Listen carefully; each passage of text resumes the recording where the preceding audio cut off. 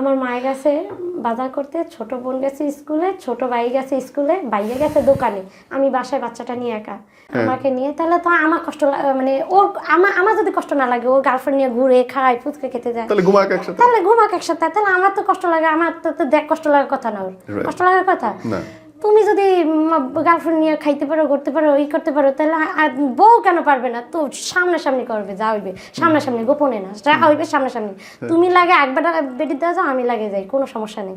আমি কি করছি, ওই ওদের দুইজনের একই বিছনায় দিছি, নিচে আপনার জামাইয়ের তার গার্লফ্রেন্ড, হ্যাঁ ওরে গার্লফ্রেন্ডে দিচ্ছি এক বিছনায়, একই তো রুম, আমি উপরে বিছনায়, কারণ আমার ঠান্ডার সমস্যা, আমি নিচে শুইতে পারি না, তো উপরে। আর আমিও চাইছি কি মেয়েটা যতটুকু খাইস আছে ওই আজকেই হইবে, এই জায়গায় আজকেই হইবে, কোনো কথা হইবে না, আমি কোনো কথা আমি দেখবো না, আর আমি তো জানি আমি ঘুমাইলে আর খেয়াল থাকবে না। তো আমি ওদের দুজনায় দিছি, আরে আমার জামাই তো এখন রাজি না, ওর কাছে দিবে না, ওর বন্ধুরও বিশ্বাস করে না, কিন্তু আমি তো চোখ বন্ধুকে বিশ্বাস করি, কারণ ওর বন্ধু আমাকে কোনোদিন খারাপ নজর দেখে নাই, সত্যিই দেখে না, উনি বোনের চোখে দেখছে, বরাবরই আমাকে খুব সম্মান করে। আমি ওদের দুইজনকে এক জায়গায় দিছি, ও শুইবে না, এখন ও আমার ওই জায়গায় শুইতেও দিবে না, আর ভাইয়ারা টাইনা নামাই দেয়, তুই সর আমি ওই জায়গায় যাম, মানে ও দিবে না, লাইট বন্ধ করতে জোর করে, কারণ আমি বলছি কোনো সাউন্ড করবে না, মানুষ শুনবে, ফ্ল্যাট বাসা, বিল্ডিংয়ের ভিতর মানুষের মানে যে থাকবে না, চিল্লে এত রাত্রির এই 12টা বাজে চিল্লে কিন্তু হইবে না।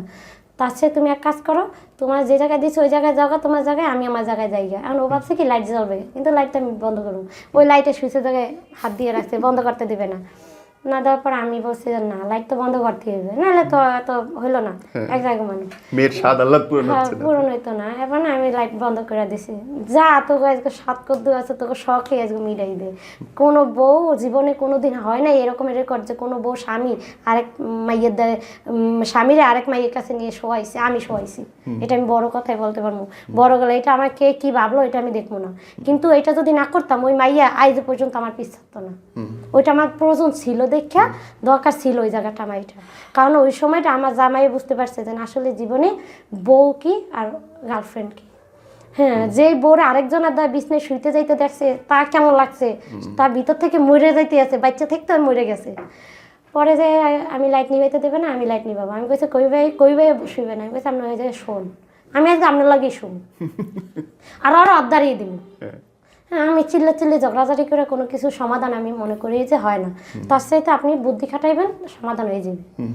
আমি কি করছি, ওরে ওই জায়গায় শোয়াই দিয়ে আমি লাইট বন্ধ করছি, এবার আমি আবার একটু টেনশনে থাকলাম, আমার একটু ঘুম হয় বেশি, প্রচুর ঘুম আসে, আমি ওই ঘুম পড়ে গেছি। কোন সময় যে ঘুমাইছি, আমি কান্নাকাটি করছি তো ঘুমাই গেছি জানি না, আমি শুয়ে কান্নাকাটি করছি, ঘুমাই গেছি গা। তো ঘুমাই ওরা নিচে কি করতেছে, গার্লফ্রেন্ড বয়ফ্রেন্ড শুনেন না, সকালে তো উঠে ফজর দেওয়ার সময় দেই যে একটাও নেই। আমার আব্বু মারা গেছে 2003-এ লঞ্চ দুর্ঘটনায়। তো 2003-এ লঞ্চ দুর্ঘটনা, হ্যাঁ 2003-এ এমবি নার্সিংয়ে একটা চাঁদপুর মোহনায় লঞ্চ ডুবে গেছিল, তো আমার আব্বুর লাশ পাইনি আমরা। কতজন মারা গেছিল তো ওই সময়? অনেক মানুষ ছিল ওই লঞ্চে, নাকি 1,500-2,000 মানুষ ছিল, অনেকে আমার ফুপাই ছিল, আমার ফুপাই কিন্তু বাচ্চা আসছে, কিন্তু আমার আব্বু বাচ্চা আসে নাই। আমার আব্বু কেবিনে ছিল, ফুপাই নাকি বাইরে থেকে লক করে সাদে নামাজ পড়তে গেছিল, আমার আব্বু কেবিনের ভিতর ছিল, আমার আব্বু বের হইতে পারেনি, বাইরে থেকে লক করা ছিল, বাইরে থেকে লক করা ছিল। তো আমার আব্বু গভর্নমেন্ট জব করতো ওই সময়, তো খালেদা জিয়া এসেছিল, তো আমার আব্বু পোস্টিং ছিল বরিশাল নলসিটিতে। তো আমার আব্বু কী করছে, এখান থেকে পোস্টিংটা ভোলা নেওয়ার জন্য, আমাদের দেশের বাড়ি ভোলাতে নেওয়ার জন্য আমার ওই সরকারের কাছে আসছিল ওই সময়, ওনার সাথে কথা বলছে যে ট্রান্সফার দেওয়ার জন্য। আব্বু এখান থেকে যাওয়ার পথেই আপনারা মারা যায়। তো আমার ফুপাই বাচ্চা আসে, আমার আব্বু বাচ্চা আসে না, আব্বুর লাশও আমরা পাইনি। না পাওয়ার পরে গভর্নমেন্ট থেকে আমার আব্বুকে মৃত ঘোষণা করে আমাদের আর পেনশনটা দেয়নি। কেন দেয় না জানি না, ওইখানে মৃত দেখাচ্ছে এখনও। আমার আম্মু ওইটা নিয়ে দৌড়াদৌড়ি করে, অনেক জায়গায় যায়, সেই জায়গায় টাকা চায়, বিভিন্ন জায়গায় যায় টাকা চায়। আমি কিন্তু এটা নিয়ে যে বিটিভি সাংবাদিক বড় তার কাছে ই করছে, উনি বলছে কি এটার জন্য নাকি মামলা করতে হবে আমাদের। ওই সময় যে সরকার ছিল ওনারা এটাই করেনি। তো না করার পরে আমাদের পেনশনটা আমরা পাইনি, আমার আব্বুর পেনশনটা না পাওয়ার পর আমরা 4 ভাই বোন। আমি ওই সময় এসেছিলাম আপনার ক্লাস 2-এ পড়ি। তো 2003-এ যখন আব্বু মারা যায় ক্লাস 2-এ পড়ে, আমার বড় ভাই মাত্র 7-এ পড়ে। আমার আম্মু অনেক দেখতে শুনতে অনেক সুন্দরই ছিল। তো আমরা 4 ভাই বোন, আমার ছোট ভাই সবচেয়ে ছোট ভাই 6 মাসের ছিল। আমার আব্বু মারা যাওয়ার পর আমার আম্মু না ওই ঘরে থাকতে পারে নাই। আমার আম্মু দেখতে অনেক সুন্দরী ছিল। আমাদের জানেন আমরা ঠিকমতো ঘুমাইতে পারি না রাতে, আমাদের দরজায় এমনভাবে নক করতো মানুষে, কেন? অন্য মানুষ। ওই যে আপনার বখাটে লোক আছে না, কিছু এলাকা ভিত্তিক থাকে না, আমাদের ঘরে ঢিল মারতো, আমাদের দরজা নক করতো। আমাদের আম্মু, আমাদের তো দোতলা চৌচালা ঘর, তো টিনে চৌচালা উঁচা ঘর, আমরা উপরে নিয়ে আমাদের নিয়ে রাখতো উপরে, আমরা লুকিয়ে থাকতাম। আমরা 4 বোন না, আমরা লুকিয়ে থাকতাম, উপরে নিয়ে রাখতো আমাদের। তারপরেও দরজা ধাক্কাইতো, ওই করতো। মানে আমার আম্মু অনেক সুন্দরী ছিল। আমার আম্মু 33 বছর বয়সে আমার আব্বু মারা যায়। আম্মু তখন 33 বছর বয়স। হ্যাঁ, তো উপরে থাকতাম, লুকিয়ে থাকতাম। জানেন আমরা রাত 3টার সময়, শেষে মানুষের জ্বালায় না থাকতে পারতেছিল না আমার আম্মুর জায়গায়। পরে আমার আম্মু 3টার সময় রাতে 3টার সময় আমার আম্মু এখান থেকে আমাদের নিয়ে বরিশাল চলে আসে, সদরে চলে আসে বরিশাল, চুরি করে নিয়ে আসে। আমরা একটা পোশাকও নিয়ে আসিনি, এক পোশাকে নিয়ে আসি, চুরি করে আসি। আমরা আসার পরে বরিশাল সদরে ওঠার পরে আমার আম্মায় আমাদের রেখা, আমার আব্বা যে বড় সারা ছিল বরিশালে, আমাদের 2 বোনকে 2 বাসায় দিছে। আর আমার বড় ভাইরে একটা ইলেকট্রিকের দোকানে দিছে। আর ছোট ভাই 6 মাসে ওরে নিয়ে আমার আম্মু মানুষের বাসায় কাজে লাগছে। তো বরিশাল যে বস্তি ছিল ওইখানে উঠছে। তো আমাদের তো পরিবেশ ওইখানে না, কারণ আমরা তো বড় হই নাই পরিবেশে। পরে না আমাদের যে ওই বাসায় দিছে, ওনারা বলছে কি আমাদের পড়াশোনা করাবে, কিন্তু ওনারা না পড়াশোনা করায় নাই।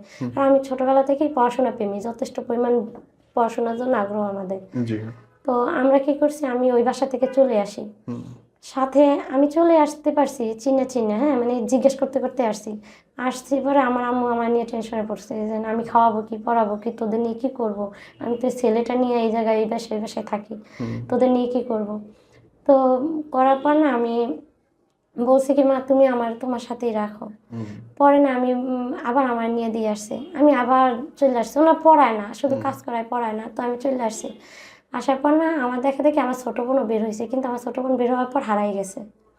ও বাসা থেকে বের হওয়ার পর হারাই গেছে পর না আমার আম্মু পাগলের মতো হয়ে গেছে। ও না, মানে ও আমার আম্মুর চেয়ে রূপবতী, আমি কিন্তু আমার আব্বুর মতো কালো, ও আমার আম্মুর চেয়ে রূপবতী, অনেক সুন্দর। ওরা দেখলে যে কেউ বলবে এক চান্সে নায়িকা হওয়া যাবে। আমি আপনাকে ছবি দেখাবো, দেখলে আপনি বুঝবেন। ও কিন্তু এখন ভালো ফ্যামিলি, যে কোনো একটা মন্ত্রী মিনিস্টারের ছেলে বউ এখন বর্তমানে। তো ও অনেক সুন্দর, মানে খুবই রূপবতী। তো ওরা ওই ছোট, ও তখন ছোট 4 বছর, বের হয়ে গেছে। পরে ও হারাই গেছে ওই বাসা থেকে। হারাই দেওয়ার পর না ওনারা আমার আম্মুরে নিছে, আমি সাথে ছিলাম, নিয়ে ওনারা আমার আম্মুর টর্চার করতেছে ওই বাসায়। আমার আম্মু বলতেছে থানা পুলিশ করা যাবে না, তুমিই নেছো, তুমি কবা তুমিই বাচ্চা নিছো। মানে ওনারা ভয় পেয়েছে। আমারে বাইরে দাঁড় করে রাখছে, আমায় আমার ডাক নেয় না। আমার যদি ভিতরে ঢুকাইতো তো আমার উপরও চর্চা করতো। আমার বাইরে রাখছে। আমায় কতক্ষণ পরে অসুস্থ হয়ে আসছে জানেন, ওই জন্য মারছে, ধরছে না, আমি দেখছি। অসুস্থ হয়ে আসার পরে আপনার আমি এই মা আমারে নিয়ে চলে যায়। ওইখান থেকে চলে যাওয়ার পর মা পাগলের মতো হয়ে গেছে, খুঁজতেছে সব জায়গায়, খোঁজে, হাটে চলে, খুঁজে পায় না, কান্নাকাটি করে, মাইকিং করে, পায় না। শেষে আমার ভাইয়া কয় কি, ভাইয়া ওই যে জায়গায় কারখানায় কাজ করে, ওইখান থেকে 800 টাকা বেতন পায়। তো ওই যে আমাদের ওই যে বস্তি থেকে আমরা তো থাকতে পারি না, আমাদের ঘর নিচে আলাদা একটা জায়গায়। আর ওই যে আমার ছোটো বোন হারাই গেছে, যাদের কাছ থেকে হারাইছে তাদের কিন্তু কিছুই করে নাই।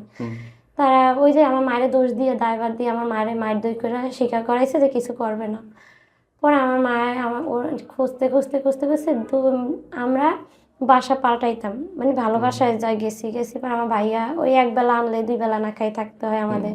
800 টাকা বেতন ওই সময়, বুঝতে হবে যে ঘর ভাড়াই 300-400 টাকা দিয়ে আমরা কিভাবে চলি। তো আমার আম্মায় মানুষের বাসায় কাজ করতো, খাবার নিয়ে আসতো, আমরা সবাই খাইতাম। খাইতো না, আমাদের সবাই নিয়ে খাইতাম। খাওয়ার পরে আমাদের নিয়ে ওইখান থেকে বাসা পাল্টাই এক জায়গায় গেছে। কিন্তু আমার মায় কিন্তু মনে মনে খুঁজতেছে ওরে খুঁজতেছে, জায়গায় যায় খোঁজে। উনি ওই কাজের মাধ্যমে ওরে খুঁজতেছে, কাজ করে আর বিভিন্ন জায়গায় যায় ওরে খোঁজে। হঠাৎ একদিন কোন বাসায় বলে খুঁজতে এক জায়গায় খোঁজ পাইছে কি, একটা মেয়ে পাইছে, এরা 2 বছর আগে, হ্যাঁ, এদের বাসায় আছে। আমার আম্মা ওই বাসায় পানি খাওয়া সুতা দিয়ে গেছে। মানে বাসাটা কিন্তু বেশি দূরত্ব না, মানে একটু 1 কিলোমিটার আমাদের বাসা। ওই যে আমরা বাসা চেঞ্জ করে আসছি, আমাদের বাসা আর ওদের বাসায় কাছাকাছি 1 কিলো ডিস্টেন্স। মায়ে যাইয়া দেখে কি ওরে, ও চিনতে পারছে। তারপরে 2 জন ওইখানে বসে কান্নাকাটি পরে বাসায় নিয়ে আসে, কিন্তু হেরা দিবে না। আর ওরা ওই জায়গায় হেরা পালতে চায়, ওদের আব্বু মুরাকে ওরাই রাখতে চায়, কিন্তু পড়াশোনা করায় না, কাজ করায়। পরে আমি বলছি কি যে না, আমরা তো পড়াশোনা করি, আর আমাদের তো রক্ত তো কেউ অশিক্ষিত না, আমাদের ফ্যামিলি অনেক শিক্ষিত, সবাই অনেক শিক্ষিত।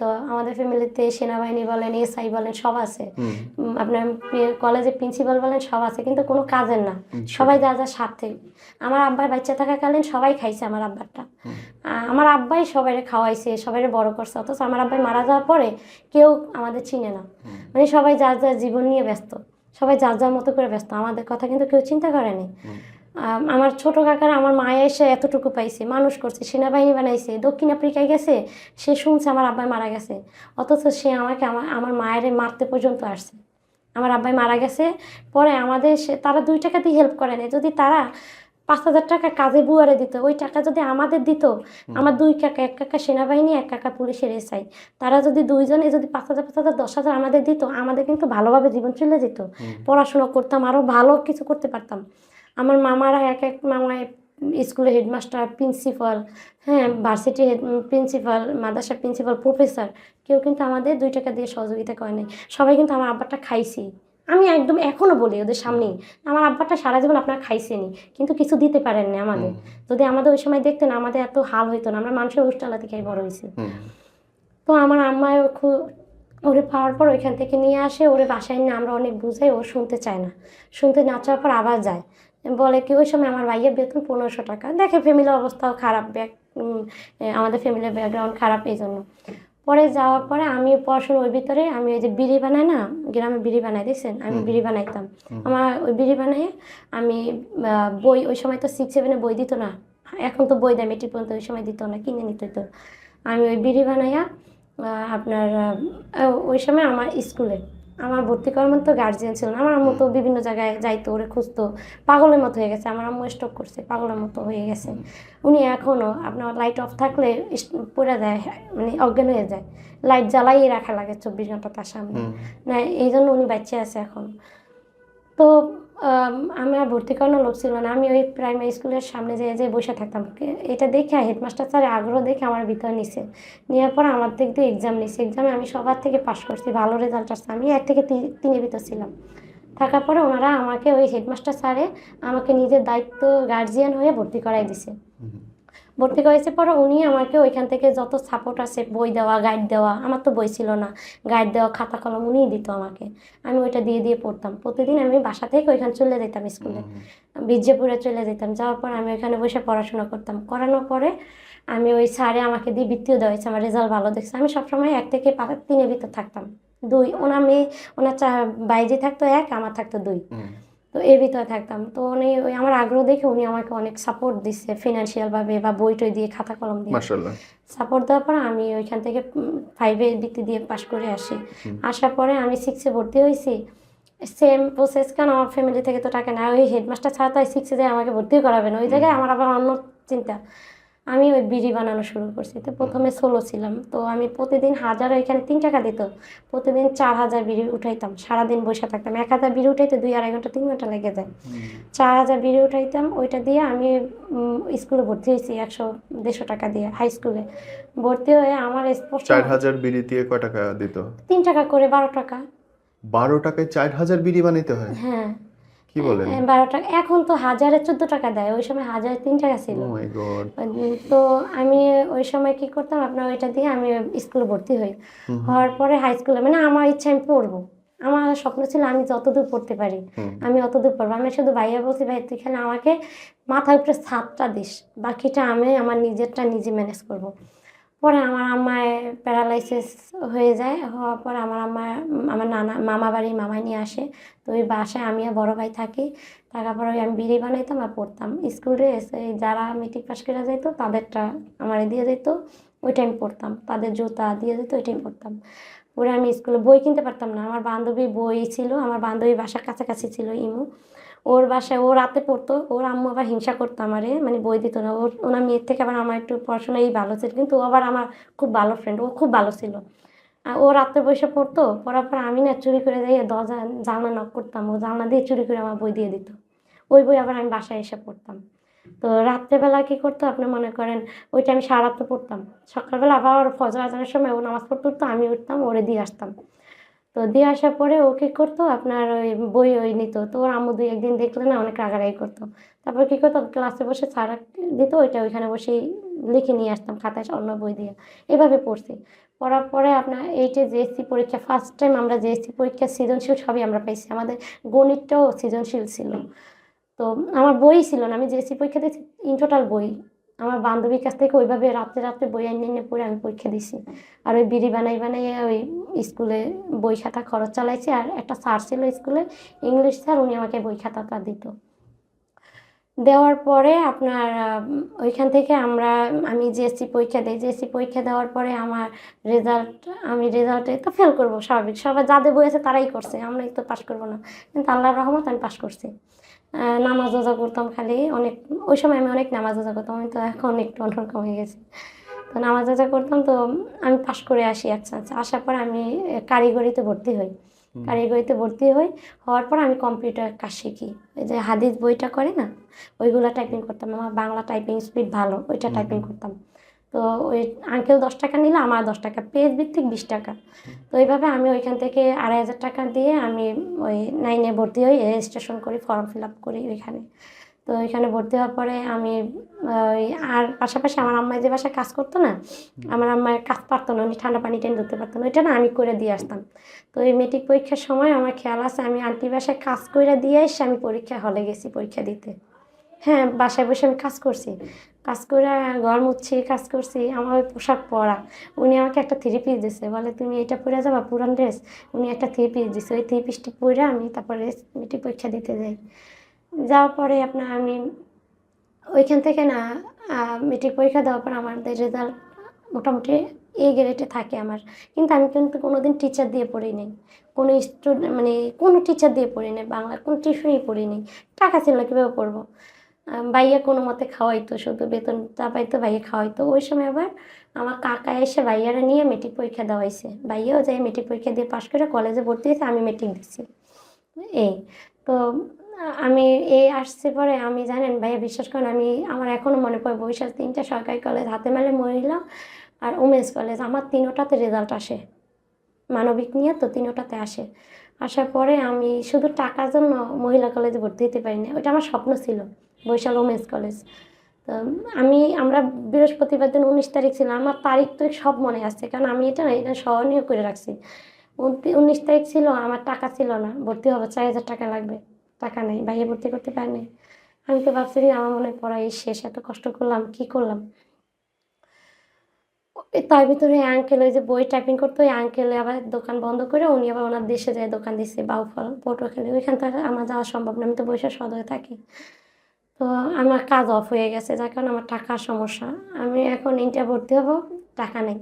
19 তারিখ গেছে, আমি ভর্তি হতে গেছি, টাকার জন্য হইতে পারিনি। শনিবার দিন গেছি, শনিবার দিন আমার ভাই আবার শুক্রবার দিন আমার মামাতো ভাইয়ের কাছ থেকে ধার 5,000 টাকা আনছে, আমি ওইটা নিয়ে গেছে যেন ও যেহেতু পড়তে চায় পড়াই। ওদিক থেকে আমার কাকা আমার চাচে ফুপুরা বলতেছে কি ঠেলাওয়ালা ভ্যানওয়ালা এটার কাছে আমাদের বিয়ে দিয়ে দিতে। আমার মারে খালি বলতেছে কি রিক্সাওয়ালা ভ্যানওয়ালা যা পাও তার কাছে বিয়ে দিয়ে দাও। আমাদের তো আর ভালো জায়গায় বিয়ে দিতে পারবে না, কারণ আমাদের তো অবস্থা অত ভালো না। এই জন্য আমি বলছি কি আমার মায়ের শুধু বলছি, মা আমার না পড়াশোনার ইচ্ছা, তুমি না আমার একটু ইচ্ছাটা রাখো, আর যাই রাখো। আমি জীবনে বইটাই চিনছি জন্মের পরে। আমার দেখেন বাচ্চা পোলাপান কিন্তু জন্মের পর এক চিনে বাবা মা, আরেক চিনে বই। ওরা যখন বুঝতে শিখে ওই সময় বই হাতে দেওয়া দেয়, তাহলে ওরা বইকে ভালোবাসবে নাকি আপনার অন্য কাউকে বলেন তো। আমি না ওই বইটাকে ওই সময় ভালোবাসছি, মানে আমার কাছে মনে হয় কি আমার বইটা আমার জীবনেও একটা অধ্যায়। হ্যাঁ, আপনার ওই যে ছোটবেলায় বাবা মা পরে বুঝতে শেখার পর বইটা হাতে দেওয়া দিয়েছে, ওই জন্য নিজেদের কাছে মনে হয় কি যে ওই বইটা মনে হয় যে আমার জীবনের একটা অংশ, আমি নিজেই মনে করতাম ওই সময়। এখন আমার ভর্তি করতে যাওয়ার পর আমরা কিন্তু বৃহস্পতিবার বলে আসছি যে আমরা শনিবার ভর্তি হবো, টাকার জন্য ভর্তি হতে পারিনি। A+ স্টুডেন্ট নেবে না আমাকে নেবে, আমি A গ্রেডের স্টুডেন্ট, ওই হচ্ছে A+ স্টুডেন্ট। এখন আমাদের দুইজনের ভিতরে কম্পিটিশন।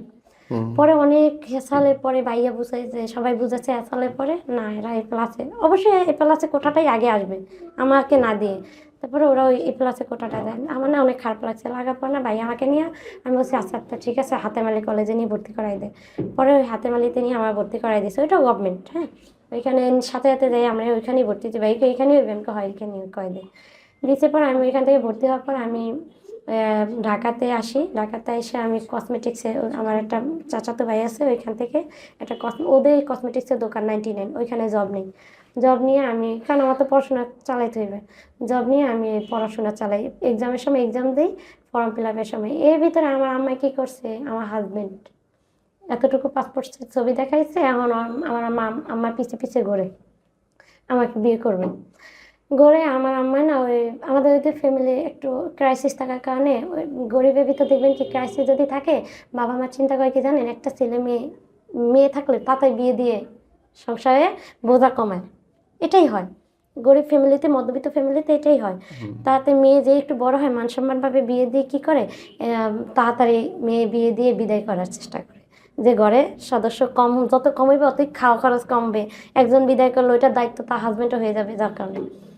তো আমার হাজব্যান্ড কি করছে, আপনার বিয়ের জন্য এখন আমরা করবো, আমি করবো না, আমি রাজি না। আমাকে মায় নিচ্ছে ডিসেম্বরে 25 তারিখে বড়দিনের ছুটি পেয়েছি, আমি গেছি পরে আমার আম্মা এর ঘটক দিয়ে আমাকে দেখাইছে, আমি রাজি না, ভাইও রাজি না, ঘটকের পিঠায় ঘর দিয়ে বিয়ে করে দিছে। ও কি করতো, আমার বাসার সামনে যে দাঁড়াই থাকতো, ও আমার এই বিয়ে করবে, ওই একবার দেখছো একবারই, ও খামি দিয়েছে আমার বিয়ে করবে। অবশ্যই সব বন্ধু বান্ধব সব লাগাই দিছে। তো এর ভিতরে কি হয়েছে, আমার ছোটো বোনটা আমরা বাসায় নিয়ে গেছে, পড়াশোনা করাচ্ছে। তো আমার আম্মা কি করছে, আমার সাথে ঝগড়া বাঁধাই দিছে, আমি নাকি ঘরে বসে বসে খাই, আমার ভাই টাকা খাইয়ে ফেলাই আমি, আমার মানে আমি বোঝা। এটা যখন বলছেন আমার কাছে অনেক বেশি খারাপ লাগছে এই সময়টা। লাগার পর না আমি ওরে ফোন দিই, আমার হাজব্যান্ডকে ফোন দিয়ে বলি কি, তুই এতদিন আমার পিছে পিছে ঘুরছিস, তুই যদি আজকে আমার বিয়ে করতে পারছ আজকে করবি, নাহলে কোনোদিন আমার বাড়ির দ্বারের কাছে আসবি না।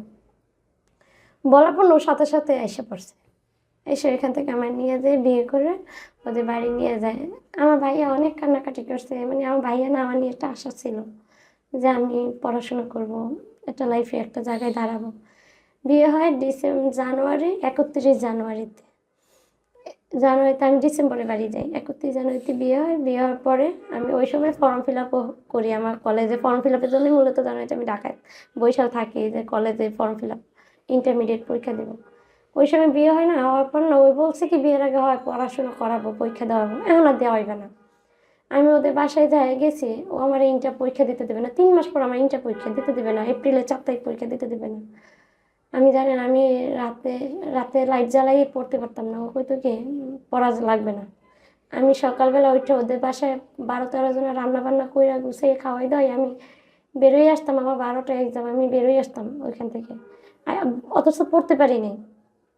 বেরোই এসে আমি পরীক্ষা দিতে, আমার এমন গেছে আমি সারা রিক্সায় কাঁদতে কাঁদতে গেছি, বোরখা ভিজে গেছে আমার, সারা রাস্তায় কাঁদতে কাঁদতে গেছে, কি পরীক্ষা দেবো, কি লিখবো, কিছুই তো পড়িনি, খালি কোনো মতে পরীক্ষা। ওর কাছে অনুমতি নিছি যে তুমি খেলে আমারে পরীক্ষাটা দেওয়া, যদি আমি ফেল করি তাহলে আজীবনে পড়ার নাম নেব না। আমি কমিটমেন্ট দিয়ে আমি তারপরে করছি, কিন্তু বই কিন্তু আমার বাবা বাসায় বইও না, আমি পড়তে পারিনি। আমিও বিনা বইতে আমি পরীক্ষা দিই, জিএসসি তো সেম, ইন্টারও সেম। পরীক্ষা দিয়ে কান্নাকাটির পরে রেজাল্টের সময় বিশ্বাস করেন আমি নামাজে ওগুলোই বসে রয়েছি যে রেজাল্ট তো ফেল, কারণ আমি তো কিচ্ছু মানে বেশি লিখতে পাইনি। কিন্তু আল্লাহরই রহমত, আমার রেজাল্ট আসছে, ভালোই আসছে। আসার পর এখন তো আমার একটু সাহস হয়েছে যে আমি এখন ভর্তি হবো, যত কিছুই হয়ে যাক, আমার হাজব্যান্ড থাকুক বা না থাকুক আমার পড়াশোনা করতে হবে, কারণ রেজাল্ট যেহেতু আসছে। এখন আমি একটু সাহস পেয়েছি। পাওয়ার পরে আমি আপনার আবেদন করি ঢাকা কবি নজরুলে। তো আমার 2টা পয়েন্ট মিলে আমি ওই কবি নজরুলেই চান্স পাই, আমি ওইটাই চয়েস দিই, ওইটাতেই আসে, আমি আর অন্যটা দিইনি, একটাই দিছি, ওই একটাতেই আমার পয়েন্ট রেজাল্ট আসে। আসার পরে আমি ওইখানে ভর্তি হব, এখন ওরা করতে দিবে না, ও কয় আমার সাইডে যাইতে। আমি বলছি আমি তোমার আগে আমি বই চিনি, হ্যাঁ আমি তোমার আগেও বলছি, তুমি যদি যেতে চাও চলো, তাহলে ঠিক আছে আমি পড়াশোনা করবো, তোমার তো আমার পড়াশোনা খরচ দিতে হয় না, আমারটা আমিই করবো। পড়ালেখায় বাধা দেয় কে? পরে আমার শাশুড়ি বলছে কি যে, আমার শাশুড়ি সাপোর্ট দিচ্ছে এই জায়গাটায়, সে বলছে যে, তুমি যদি নিজে খরচে পড়তে পারো আমাদের কোনো বাধা নেই। সুন্দর। সে সাপোর্ট দিচ্ছে, দেওয়ার পর না আমি ভর্তি হই ঢাকাতে। ভর্তি হওয়ার পর আমি আমার হাজব্যান্ড আসে না, আমি একা আসি। আসার পর আমার আন্টি বাসায় থেকে আমি ভর্তি হই। হওয়ার পর আমি মার্কেটিং আবুল খায়ের কোম্পানিতে ফার্স্ট টাইম, আমার জীবনে ফার্স্ট টাইম জব 2015 সালে আমি আবুল খায়েরে জব নিই, ট্রেনিং করি। ট্রেনিং যে তিন দিন ট্রেনিং করছি ভাইয়া, বিশ্বাস করবেন খিলগা থেকে যাত্রাবাড়ি আমি হাঁটতে আসছি। 3 দিন ট্রেনিংয়ে। আমার কাছে পেমেন্ট ছিল না, টাকা ছিল না, 10 টাকা গাড়ি ভাড়া ছিল না। ওই সময় যাত্রাবাড়ি থেকে খিলগা 10 টাকা ভাড়া, টাকাটা ছিল না। আমি হাঁটতে আসি জানেন, 3-4 ঘন্টা শুধু আমার হাঁটতে লাগছে। আমার পায়ে কি অবস্থা, প্রথম প্রথম আমার পুরো শরীর ব্যথা হয়ে গেছিলো হাঁটার জন্য। তারপর ওইখান থেকে আমি আমার হাজব্যান্ডকে ফোন দিই, ফোন দেওয়া শুরু করি। ও অনেক বকাঝকা করে, গালিগালাজ করে, তোর দ্বারা যাবো না হ্যান ফ্যান। আমি তারপরে ফোন করি, মানে বকা দিলে না, আমার একটা অভ্যাস আছে, আরও কিছু বলো, মানে আমি না ওই বকা পরবর্তীতে আছে না একটা বকা দেওয়া। আমার আম্মা আমাকে শিখাইছে যে ছোটবেলা থেকে শিখাইছে, কেউ যদি গালি দেয় না, আমরা তাকে মামা বলে হাইটা দেয়। মানে কেন জানেন, উনি পরবর্তীতে অনুতপ্ত হইবে যে আমি বকাটা দিয়ে ভুল করছি। উনি নিজের কাছে নিজে অনুতপ্ত হইবে, আমাদের দরকার নেই কিছু বলার। তো আমি কি করতাম, ও বকা দিত না, আমি শুধু শুনতাম আর বলতাম কিছু বলবা দরকার আছে বলো তুমি। তো এভাবে বলার পরে আমি ওইখান থেকে ও জীবনে তো অনেক কষ্ট করছেন আপনারা হ্যাঁ দাঁড়াইতে। হ্যাঁ এখনকার অবস্থাটা কি বলেন তো? এখনকার অবস্থাটাই এতটা ভালো আল্লাহর রহমতে। ওইখান থেকে আপনার ও আমাকে 200 টাকা পাঠায়, ওইটা দিয়ে আমি চলি।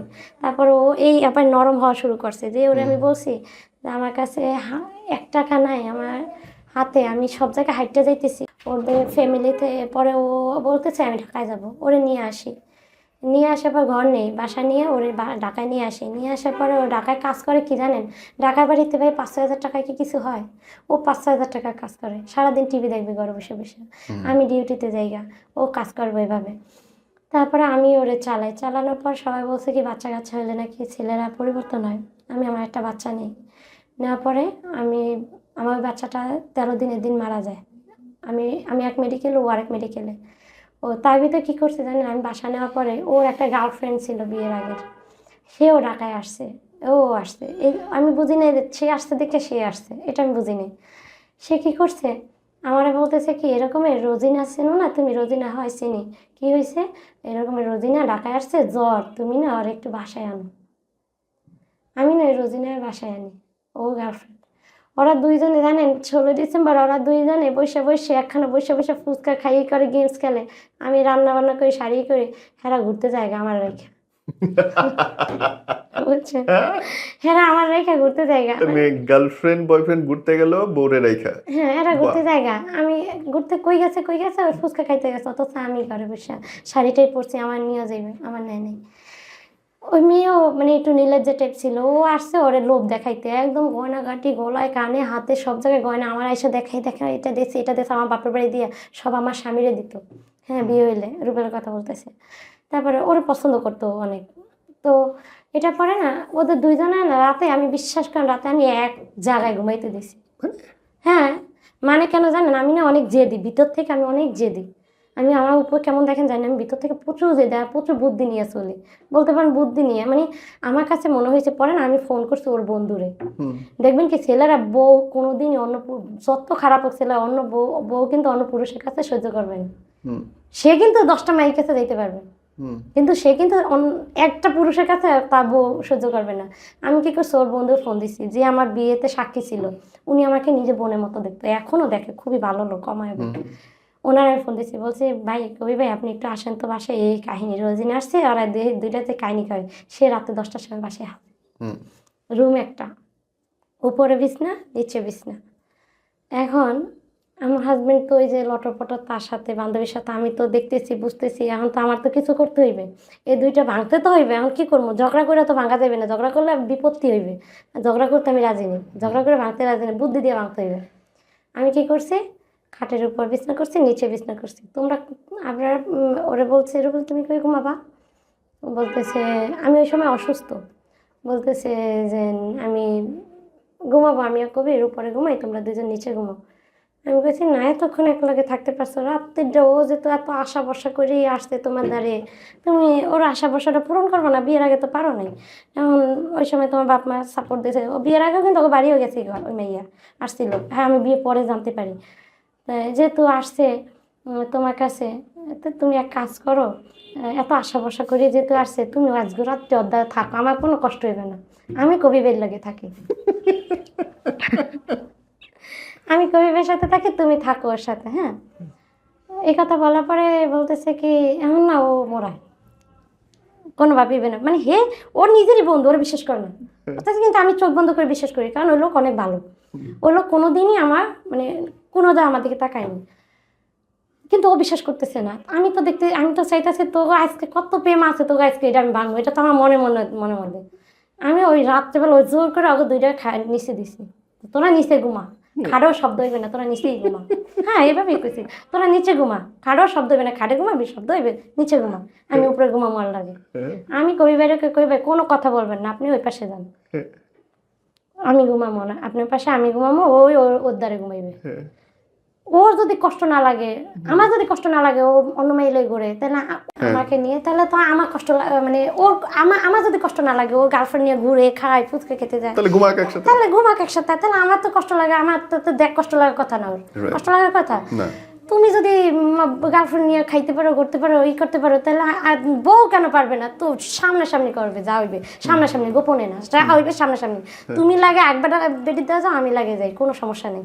আমি কি করছি, ওই ওদের দুইজনের একই বিছনায় দিছি, নিচে আপনার জামাইয়ের তার গার্লফ্রেন্ড, হ্যাঁ ওরে গার্লফ্রেন্ডে দিছি এক বিছনায়, একই তো রুম, আর আমি উপরে বিছনায়, কারণ আমার ঠান্ডার সমস্যা, আমি নিচে শুইতে পারি না, তো উপরে। আর আমিও চাইছি কি মেয়েটা যতটুকু খাইশ আছে ওই আজকেই হইবে, এই জায়গায় আজকেই হইবে, কোনো কথা হইবে না, আমি কোনো কথা আমি দেখবো না, আর আমি তো জানি আমি ঘুমাইলে আর খেয়াল থাকবে না। তো আমি ওদের দুজনে দিছি, আরে আমার জামাই তো এখন রাজি না, ওর কাছে দিবে না, ওর বন্ধুরও বিশ্বাস করে না, কিন্তু আমি কিন্তু চোখ বন্ধুকে বিশ্বাস করি, কারণ ওর বন্ধু আমাকে কোনোদিন খারাপ নজর দেখে নাই, সত্যিই দেখে না, উনি বোনের চোখে দেখছে, বরাবরই আমাকে খুব সম্মান করে। আমি ওদের দুইজনকে এক জায়গায় দিছি, ও শুইবে না, এখন ও আমার ওই জায়গায় শুইতেও দিবে না, আর ভাইয়ারা টাইনা নামাই দেয়, তুই সর আমি ওই জায়গায় যাম, মানে ও দিবে না, লাইট বন্ধ করতে জোর করে, কারণ আমি বলছি কোনো সাউন্ড করবে না, মানুষ শুনবে, ফ্ল্যাট বাসা, বিল্ডিংয়ের ভিতর মানুষের মানিজে থাকবে না, চিল্লে এত রাত্রির এই 12টা বাজে চিল্লে কিন্তু হইবে না। তার চেয়ে তুমি এক কাজ করো, তোমার যে জায়গায় দিচ্ছ ওই জায়গায় যাও, তোমার জায়গায় আমি আমার জায়গায় যাই গা। এখন ও ভাবছে কি লাইট জ্বলবে, কিন্তু লাইটটা আমি বন্ধ করবো, ওই লাইটের সুইচের জায়গায় হাত দিয়ে রাখছে, বন্ধ করতে দিবে না। না দেওয়ার পর আমি বলছি না, লাইট তো বন্ধ করতে হবে, নাহলে তো এত হইলো না, এক জায়গায় মানে মেয়ের স্বাদ আহ্লাদ পূরণ হইতো না। এবার না আমি লাইট বন্ধ করে দিছি, যা তোকে আজকে সাত কদ্দু আছে, তোকে শখে আজকে মিটাই দে। কোনো বউ জীবনে কোনোদিন হয় না এরকম রেকর্ড যে কোনো বউ স্বামী আরেক মাইয়ের স্বামীরে আরেক মাইয়ের কাছে নিয়ে শোয়াইছে, আমি শোয়াইছি, এটা আমি বড় কথাই বলতে পারবো। বড় গেলে এটা আমার কে কি ভাবলো এটা আমি দেখবো না, কিন্তু এটা যদি না করতাম ওই মাইয়া আজ পর্যন্ত আমার পিছ থাকতো না। ওইটা আমার প্রয়োজন ছিল, দেখা দরকার ছিল ওই জায়গাটা আমার, এটা কারণ ওই সময়টা আমার জামাই বুঝতে পারছে যে আসলে জীবনে বউ কি আর গার্লফ্রেন্ড কি। হ্যাঁ, যেই বউরে আরেকজনের দ্বারা বিছনায় শুইতে যাইতে দেখছে তার কেমন লাগছে, তার ভিতর থেকে মরে যাইতে আছে, বাচ্চা থাকতে মরে গেছে। পরে যে আমি লাইট নিবাইতে দেবে না, আমি লাইট নিবাবো, আমি কইছি কই ভাই শুইবে না, আমি কইছি আপনার ওই জায়গায় শোন, আমি আজকে আপনার লাগেই শুন, আর আরো আবদারিয়ে দিব। হ্যাঁ, আমি চিল্লে ঝগড়াঝাড়ি করে কোনো কিছু সমাধান আমি মনে করি যে হয় না, তার সাথে আপনি বুদ্ধি খাটাইবেন, সমাধান হয়ে যাবে। আমি কি করছি, ওরে ওই জায়গায় শোয়াই দিয়ে আমি লাইট বন্ধ করছি, এবার আমি আবার একটু টেনশনে থাকলাম, আমার একটু ঘুম হয় বেশি, প্রচুর ঘুম আসে, আমি ওই ঘুম পড়ে গেছি। কোন সময় যে ঘুমাইছি, আমি কান্নাকাটি করছি তো ঘুমাই গেছি জানি না, আমি শুয়ে কান্নাকাটি করছি, ঘুমাই গেছি গা। তো ঘুমাই ওরা নিচে কি করতেছে গার্লফ্রেন্ড বয়ফ্রেন্ড শুনেন না, সকালে তো উঠে ফজরের সময় দেই যে একটাও নেই,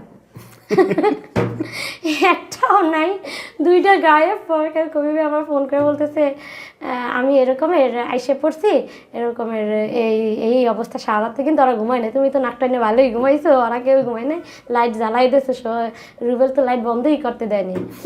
এই কথা পরে মেয়েটাও লজ্জা পাইছে, কারণ রুবেল ওই জায়গায় মনে হয় মেয়েটা খারাপ ব্যবহার করছে, মেয়েটাও লজ্জা পাইছে। পরে মেয়েটা যে ওই জায়গায় আর যায়নি, কিন্তু যায় নাই ওই জায়গায়, কিন্তু সমাধান হয় নাই, সমাধান আরও আছে। ওই জায়গায় যাওয়ার পরে ভালোই সংসার আমার ভালোই চলতেছে, খুব সুন্দর, আমি চাকরি করি, সংসার চলতেছে ভালোইভাবেই। আমার বাচ্চা আসছে, আমার মেয়ে কনসেপ্ট করার পরে সিজারে, তো আমি আমার জামাইয়ের ঢাকা রেখে আমি বৈশাল গেছি, ওদের ভিতরে যোগাযোগ হয় ভাই, বিশেষ করে আমি জানতাম না। হ্যাঁ, ও যে এখন ওই মেয়ের লোকে যোগাযোগ করতো আমি জানতাম না। আমি বাড়ি গেছি, বাড়ি যাওয়ার পরে আমার বাচ্চা মানে ঠান্ডা লাগে, পেটের ভিতরে নিউমোনিয়া হয়ে যায়, ওই বাচ্চাটা হয়ে যাওয়ার পর না আমি সিজার করানো লাগে, আমার ডেটের আগে সিজার হয়। সিজার হইলে আমি এক জায়গায়, বাচ্চা এক জায়গায়, ওরে ফোন দিয়েছে, পর ও গেছে, যাওয়ার পর সম্পূর্ণ ওই জায়গায় আমার ভাইয়া বন্ধু বান্ধব সবাই মানে আমার ভাইয়া বন্ধু বান্ধব আমার জন্য অনেক করছে, ওরা অনেক দৌড়াদৌড়ি করছে। আমার মেয়েটা অনেক লক্ষ্মীও ছিল। আমার মেয়েটা হয়েছে যেদিন, ওই দিন আমার ভাইয়া প্রমোশন হয়েছে চাকরির, অনেক কিছু হয়েছে আমাদের, অনেক টাকা পয়সা ওরে ওই দিন মানে টাকা বন্যা হয়ে গেছে আমাদের। কিন্তু মানে মেয়েরা অনেক লক্ষ্মী হয় বাবাদের জন্য বা ফ্যামিলির জন্য, এটা আমি বিশ্বাস করি। কিন্তু আমার মেয়েটা নিউমোনিয়া হয়েছে পর আরেক মেডিকেল ছিল, আমি আরেক মেডিকেল, বাচ্চাটা লাইফ সাপোর্টে নিতে হয়েছে, ওর কান্না করা নেই, অনেক সুন্দর, আমি আপনাকে দেখাবো, ছবি আছে, আমি এখনও যত্ন করে রাখছি। আমার একদম সুস্থ বাচ্চা, নিউমোনিয়া হয়ে অসুস্থ হওয়ার পর ও কী করছে, ঢাকা থেকে বরিশাল যাইয়া ওই সে কবি বেড়েলো, ওই বান্ধবী গার্লফ্রেন্ডের জ্বর হয়েছে এটা দেখতে গেছে, আমাকে মেডিকেল রেখা ওই গার্লফ্রেন্ডের জ্বর হয়েছে ওইটা দেখতে গেছে। আমি ফোন দেই, কই আছো তুমি? আমি কইতেছে, আমি বানুইপাড়া যাই, রোজিনা বলে জ্বর হয়েছে। কিরে আমরা দুই ভাই, তুই মেডিকেল, তুই ঢাকায় কেন আইসিস, তুই গেছিস গার্লফ্রেন্ডের দেখতে? এটা ভাই, এটা কোনো বউ কি স্বাভাবিকভাবে নিতে পারবেন?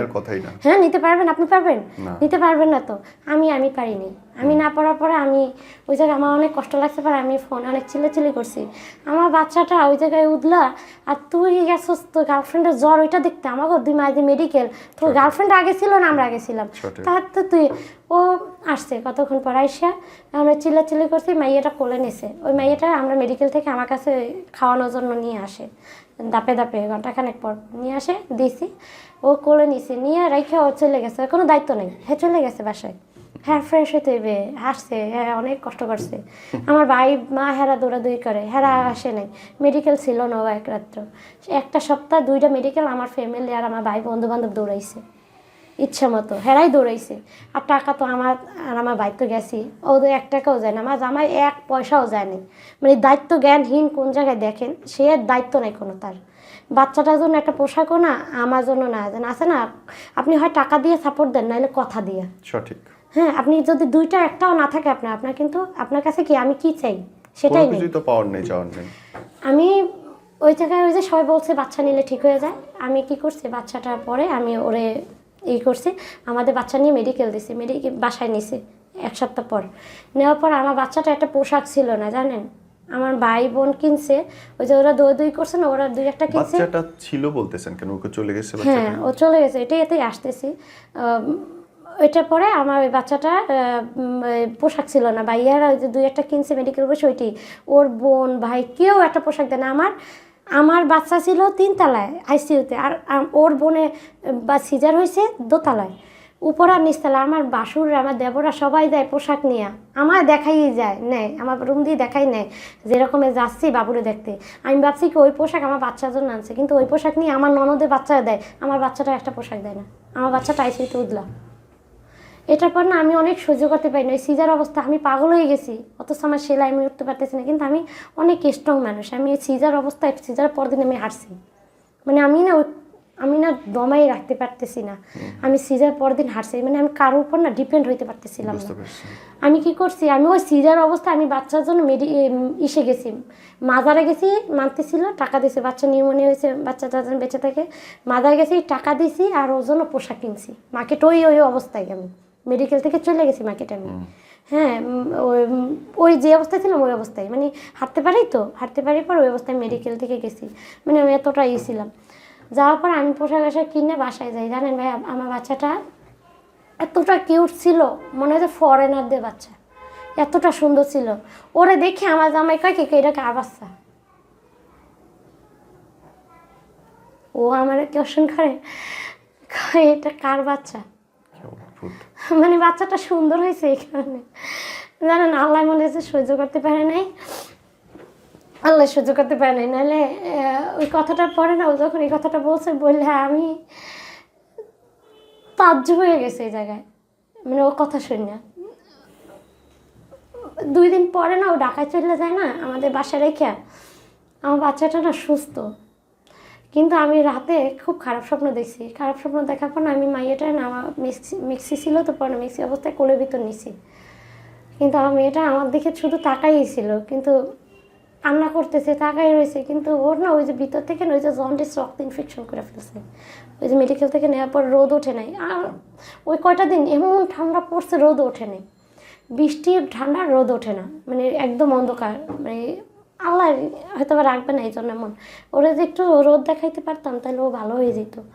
ওইটা রক্তে ইনফেকশন করছে, করার পর না ও 13 দিনের দিন ফেব্রুয়ারি মাসের 14 ফেব্রুয়ারিতে হয়েছে, ও 27 ফেব্রুয়ারিতে ওর মানে ও অসুস্থ দেখে আমি ওই অবস্থায় বাসায় ছিলাম। আমি আমার মায়ের কাছে বাজার করতে, ছোট বোন গেছে স্কুলে, ছোট ভাই গেছে স্কুলে, ভাইয়া গেছে দোকানে, আমি বাসায় বাচ্চাটা নিয়ে একা।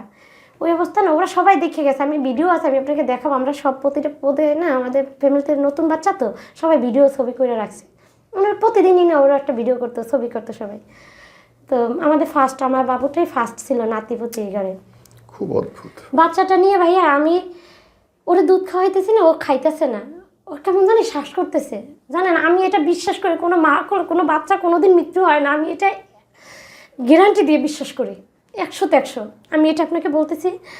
আমি বাচ্চাটা না দেখতেছি হেসকি দিতেছে, হেসকি দিতেছে, ও কিন্তু আমার কোলে সুস্থ বাচ্চা হেসকি দিতেছে, কিন্তু ওর ভিতর থেকে তো রোগ, এটা তো আমি বুঝতে পারিনি।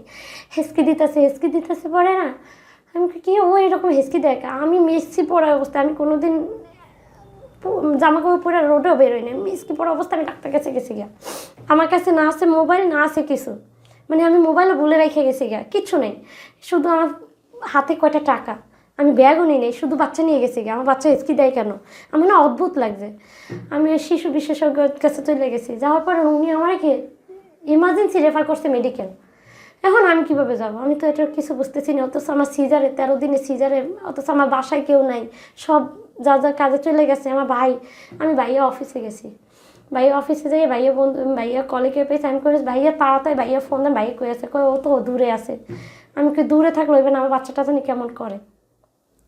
আমি ভাইয়ারে ওইখানে বসেছিলাম 10 মিনিট, ভাইয়া পাগলের মতো কার মোটরসাইকেল রেডি করে আইসে পড়ছে পর ভাইয়া কয় কি বাচ্চা না তাকাইই রয়েছে, জানেন মানে তাকাই রয়েছে, ও আমার কোলের ভিতরে তাকাই রয়েছে। আমি এরকমের টাকা না, আমি কইতেছি আম্মু মেডিকেল যাইতেছি, তুমি সুস্থ হয়ে যাবা, তুমি করো না, আমি এটা বলতেছি ওর সাথে, হ্যাঁ তুমি সুস্থ হয়ে যাবা, তুমি এরকমের করো না, কান্নাকাটি করে না, তুমি সুস্থ হয়ে যাবে, দা আম্মু আরেকটু মেডিকেল গাড়ির ভিতরে। ভাইয়া আমার বলতেছে কি যে মেডিকেল নিবি, প্রাইভেট ডক্টর দেখাই, ও ভালো হয়ে যাবে। আমি কই না, ডক্টর মেডিকেল রেফার করছে, তার মানে ওরা আইসিইউতে নেওয়া লাগবে মনে হয়, ডক্টর বলছে আমার ওইখানে নিতে হইবে। আমি আমার কিন্তু সিজারের, আমি কিন্তু তারপরে দৌড়াইতেছি ওরে নিয়ে। আমি জানি না আমি কিসে উপর দিয়ে যে 3 তলায় উঠছি, আমি জানি না। আমার কোলে থেকে বাচ্চাটা ওরা নিয়ে ওরে পেঁচানো আসলো, খাতা কাপড় চোপড় ওইগুলো খুললে ওরে মাপে কইতেছে কি আপনার বাচ্চাটা এত পেঁচাইছেন, বাচ্চাটার তো অবস্থা অনেক খারাপ। ওরা সিটে নিয়েই মানে ওরে কি জানি দিতেছে, মানে আমার কোল থেকে কোলে বসে সুন্দর ছিল, তাকাইছে, হাসতেছে, তাকাইছে। আমার কোলে থেকে নেওয়া পরে না বাচ্চা বলে সিরিয়াস, আমার কোলে বসে কিন্তু সুস্থ।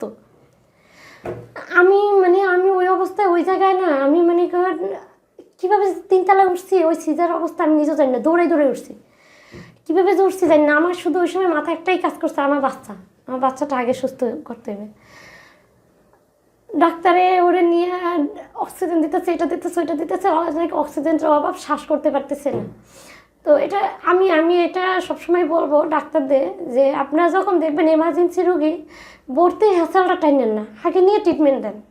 জানেন আমার এই বাচ্চাটা ভর্তি হ্যাসালের জন্য আরেকটু সময় বেশি পেয়েছে। ওই সময় যখন ডক্টরের নিচে থেকেই বলছে যে ভর্তি লাগবে, যখন ওই রেফারের কাগজটা দেখাইছে, ওনাদের উচিত ছিল কি আগে নিয়ে বাচ্চাটা ট্রিটমেন্ট দেওয়া। ওনারা কী করে মেডিকেলগুলোতে ভর্তি হ্যাসাল, আপনার ভর্তির জন্য এই ডাক্তার কাছে যাও, ওই ডাক্তার কাছে যাও, সেই ডাক্তার লিখে দেবে ভর্তি, তারপর ভর্তিকে এখানে আসো, সিরিয়াল ধরো, ভর্তি লেখো, তারপর সিটে নেবে, তারপর ট্রিটমেন্ট দেবে, ওইটা ডাক্তার খুঁজে দাও। এটাতে কিন্তু আপনার ঘন্টা 2-3 ব্যাপার থাকে, সিরিয়ালের একটা ব্যাপার থাকে, ডক্টরের কাছে যাওয়ার একটা ব্যাপার থাকে, এমার্জেন্সি কিন্তু হয় না আরও ট্রিটমেন্টটা। তো আমি এটাই সবসময় বলবো যে আপনারা, কারণ যার যায় সে বোঝে, আমার গেছে আমি বুঝতে পারি যে আমার কী গেছে। আমি এমনি মেয়ে বাচ্চা অনেক বেশি পছন্দ করি, আর আমার না ওইটা শখে ছিল। হ্যাঁ, একটা জান চলে যাবে, আমার না ওইটা শখে ছিল। ওই যে বাচ্চাটা নিয়ে ডক্টর রেফার করছে মেডিকেলে, ট্রিটমেন্ট না দিয়ে আমার একটা রুমে পাঠাইছে, ওইখান থেকে আরেক রুমে পাঠাইছে, ওইখান থেকে ভর্তির রুমে পাঠাইছে, ভর্তি করাই উপরে পাঠাইছে, উপরে আবার এরা কী করছে প্রসেসিং করছে, কাগজপত্র দেখে প্রসেসিং করে তারপর ট্রিটমেন্ট দিচ্ছে। এটা তো মেটা ছিল না, আগে ট্রিটমেন্টটা তো দরকার ছিল আমার ওই বাচ্চাটা। ওই সময়টাতে কী হয়েছে, আমার বাচ্চাটা বেশি অসুস্থ হয়েছে আরও। বা ওই সময়টাতে একটা রোগী বেশি বেশি অসুস্থ হয়, যেটা আপনি দেখবেন কি 5 মিনিটের দরকার, ওইটা যদি আপনি 3 ঘন্টা পর পান ওটা কিন্তু সমস্যার কাজ হয় না। সমাধান হয় না, কাজ হইবে না। আপনার ওইটা 5 মিনিটের পরেই দরকার। এটা আমি সবসময় আমি এটা বলবো যে আমার এই বয়স যদি কারো কাছে যায় যে আপনার ডক্টর, যেহেতু আপনার ডক্টর একটা মানুষের জীবন বাঁচান, অবশ্যই এমার্জেন্সি কেউ যদি কোনো জায়গায় রেফার করে, এমার্জেন্সি দরকার, আগে তার ট্রিটমেন্টটা নেন, তারপর ভর্তি প্রসেসটা নেন। সঠিক বল। হ্যাঁ, বোন আমরা শেষ করবো, শেষে যদি কিছু বলতে চাই। তারপরে এটার পরে ভাইয়া, এটার পরে কি করছে আপনার, আমার বাচ্চাটা ওইখানে বসে মারা যায়। মারা যাওয়ার পর ওরে নিয়ে আমরা ওর দাদা বাড়িতে নিয়ে করার পর আমার হাজব্যান্ডের সাথে ওইখানে প্রচুর দ্বন্দ্ব হয়েছে আমার সাথে, যেন ও এই এইটা যে আমার সাথে থাকা যায় না। অনেক দ্বন্দ্ব পরে আবার সবাই বলার পর আমি আবার কি করছি, ওইটা সিজার 3 মাস পরে আমি ঢাকা 8 দিন হাসপাতালে এসে আবার ট্রিটমেন্ট নেওয়া শুরু করছি। আমি আবার বাচ্চা নিব, কারণ আমি একটু পাগল প্রায় হয়ে গেছিলাম বাচ্চার জন্য, মানে একটু বেশি সেন্সিটিভ হয়ে গেছিলাম। তারপর আমি আবার বাচ্চা নিব 3 মাসের মতো, এখন ওরা নিতে দিবে না, ওরা বলছে কি মিনিমাম 6 মাস। তো ওরা ওইখানে বসে আমার ট্রিটমেন্ট করতো, আমিও চাকরি করতাম, সব টাকা মেডিকেল ডাকতাম। ট্রিটমেন্ট করার পরে 3 মাস পর আমি আবার বাচ্চা কনসেপ্ট করি। তারপরে আমার ছেলে বাবু হওয়ার পরে ওই যে ওর নিউমোনিয়ার সময় ওর ফ্যামিলি থেকে কেউ দেখতে আসেনি, না আসার পরে একটা প্রাণীও দেখতে আসেনি, না আসার পরে আমি বাচ্চাটা নিয়ে আলাদা হয়ে যাই। এখনও আমি আলাদাতেই আছি। তো আর আপনার ভাই বোন সবাই সেট হয়েছে? হ্যাঁ, আমাদের ভাই বোন, আমরা 4 ভাই বোন, সবাই সবার মতো। আমার বড় ভাই উকিল, আবার প্লাস দোকান আছে। আমিও পড়াশোনা শেষ, আমি এই যে অনার্স শেষ। তারপরে আমি আবার জব করি, আমি এখন ভালো লেভেলে জব করি, মেডিসিনে আছি। হ্যাঁ, তো মেডিসিনে আছি। ওইটা দেখা যাচ্ছে কি আপনাদের বাসায় মেডিসিন দরকার, আমাদের ফোন দিলে আমরা ওই মেডিসিনটা আপনাদের বাসায় পৌঁছে দিই, এটা হয় আমাদের। তো তারপর আমার বাচ্চাটা নিয়ে আমি এখন একদম পরিপূর্ণভাবে, মানে আমার বাচ্চাই আমার দুনিয়া, বুঝছেন। আমি বাচ্চাটা নিয়ে সুন্দরভাবে জীবনযাপন করতেছি। সে ডিভোর্স চায়, আমি বলছি আমার ডিভোর্সে দরকার নাই, তুমি বিয়ে করো, আমি ওইখানে আমার কোনো সে নাই। তুমি তোমার লাইফ তুমি গুছাই নাও, আমার ওই গার্লফ্রেন্ডের সাথে না, সে কার সাথেই করে জানি না, তার বাপ মা যেখান থেকে জানি না, আমি অত খোঁজ নিই না। আর আপনার বোন কেমন আছে? আমার বোন আবার, আমার ছোট বোনটা ইন্টার পাস করানোর পরে ওর জামে সরকারি জব করে, পরিচয় নাই দিলাম, সবাই চিনবে। তো হে অনেক ভালো অবস্থায় আছে, ঢাকায় বাড়ি গাড়ি সব আছে, আর ঢাকা নিকুঞ্জতে 3টা বাড়ি আছে, সব কিছু মিলে হে ভালো আছে। আমি সবার চেয়ে ওরা আমায় নিয়ে একটু টেনশন করে, কেন যেন আমার এরকম একটা অবস্থা। এই জন্য ওরা সবসময় আমার নিয়ে ভাবে যে আপু আমরা না খাইতে বসলে উঠতে বসলে তো নিয়ে চিন্তা হয়, কিন্তু সবাই কিন্তু আমার সাপোর্ট করে। হয়তো ফিনান্সিয়ালভাবে সাপোর্ট না করতে পারলো না, ওরা আমাকে মেন্টালি একটা সাপোর্ট দেয়। আমার মা আর ওরা মেন্টালি একটা সাপোর্ট দেয় দেখে কিন্তু আমি এতদূর আগাইতে পারছি। আর আমি না একটা মেসেজ দিব আপনার মাধ্যমে সবাইকে, সেটা কি জানেন, অনেক মেয়েরা কি জানেন বোঝে কি যে স্বামী সংসার চলে গেলে না আমি কি করব খারাপভাবে চলার চেষ্টা করে। আপনি না খারাপভাবে না, আপনি যে কোনো একটা কর্মের মাধ্যমে নিজের পরিচিতি তৈরি করেন।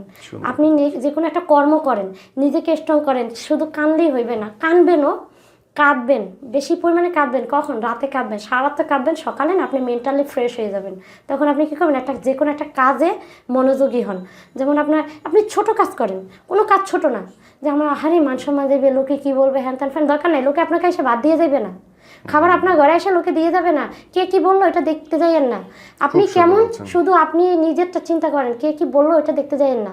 লোকে আপনার ঘরে এসে 2 বেলা খাওয়া দিয়ে দেবে না, ওদের কাজ বলার, ওরা বলবেই, সেটার দিকে আপনি চিন্তা করেন না। কিন্তু হ্যাঁ, এই জন্য আপনি খারাপ পথেও আগায়েন না, আপনি সৎ পথে অল্প খাবেন, সৎ পথে খান, দেখবেন কি আপনার লাইফটা অনেক সুন্দর। আমি হয়তো বা আজকে স্বামী ছাড়া থাকি, হ্যাঁ, কিন্তু আমি যদি একবেলা খাই না, আমার বাচ্চাটা নিয়ে একবেলা খাই, তারপর না আমার মনের ভিতরে একটা সুকুন আছে, মানে শান্তি আছে। শান্তি, আমার শান্তিটা দরকার। আমি জীবনে বাচ্চা আছি শান্তির জন্য। আমরা পৃথিবীতে কি চাই? শান্তিটা চাই, হয় পুরুষের কাছে, না হলে একাকিত্ব পাবে। আমাদের যদি পুরুষের কাছে শান্তিটা না থাকে, আমাদের একাকিত্ব পাবে, সেই শান্তিটা অর্জন করতে হবে। সেই শান্তিটা চাই আমি চাই কি শান্তি। এই জন্য আমি কি করি, আমি আমার জবের পাশাপাশি আমার অনেকগুলো, মানে সারা বাংলাদেশে মার্কেটিং, আমি আপনাকে আপনি দেখলেই বুঝতে পারবেন। শেষ করে দেখতেছি। তো তোমার পরামর্শ হচ্ছে বোন, যেন মানুষ বসে না থেকে কান্নাকাটি না করে কাজ করে। হ্যাঁ, কাজ করে, অন্যের উপর ডিপেন্ড মানে আরেকজন সে স্বামী হোক যে তার উপর ডিপেন্ড হওয়া যাবে না। ডিপেন্ড নিজেরটা নিজের উপর, নিজের সেলফ রেসপেক্ট রাখতে হবে, নিজেরটা নিজে করে খান। 1 টাকা আয় করেন, দেখবেন কি ওইটা ভিতরে আপনার একটা শান্তি আছে। আপনি ওই স্বামী চলে গেছে দেখে হাই হুতাশ, আবার আরেকটা বিয়ে বসবেন, সে আপনি একটা বিয়ে বসতেই পারবেন। আমি কি একটা ওর থেকে ভালো ছেলে আমি ডিজার্ভ করি না? আমাকে সে এডুকেটেড না? আমি একটা দেখতে এতই খারাপ, আমি কি বয়স হয়ে গেছে আমার, আমি কি ভালো পার্সন পাই না? অবশ্যই পাই, কিন্তু আমিও স্বামী ভালো পাবো, কিন্তু আমার বাচ্চা কি বাবাও পাইলো না, মাও পাইলো না, মাঝখান থেকে কি এর উষ্টা খাইবে, ওর লাথি খাইবে, ওর মাই খাইবে, ওর গুতা খাইবে। আমি যার জন্য এত যুদ্ধ করলাম, সে কি করলো? সেই মানুষের উষ্টা লাথি খেয়ে বড় হলো। তাহলে কি আমি কিন্তু তার জন্য করলাম না, আমি নিজের স্বার্থের জন্য করলাম।